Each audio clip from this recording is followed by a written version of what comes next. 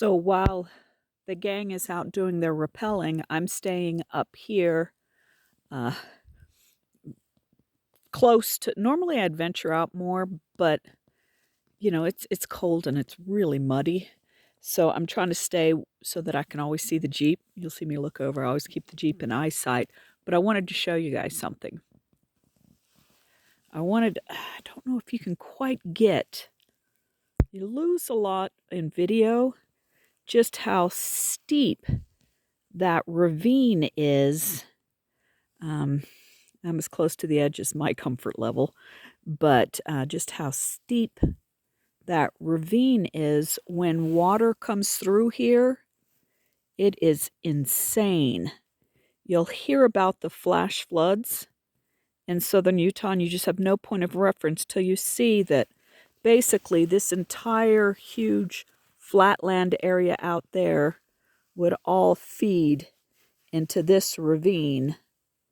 And so it wouldn't take much rain for that to be quite scary.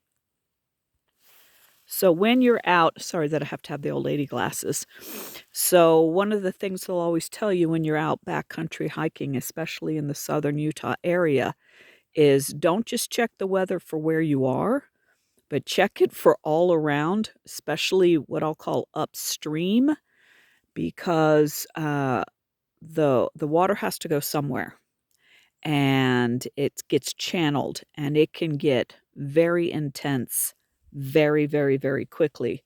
We see this happen every year. People getting hurt or worse when they get caught in these awful flash floods.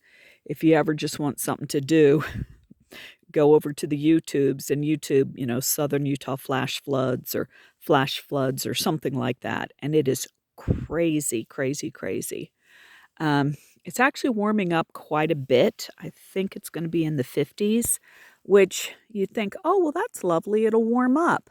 But the problem, like here's not so bad, but there's certain areas that are very muddy.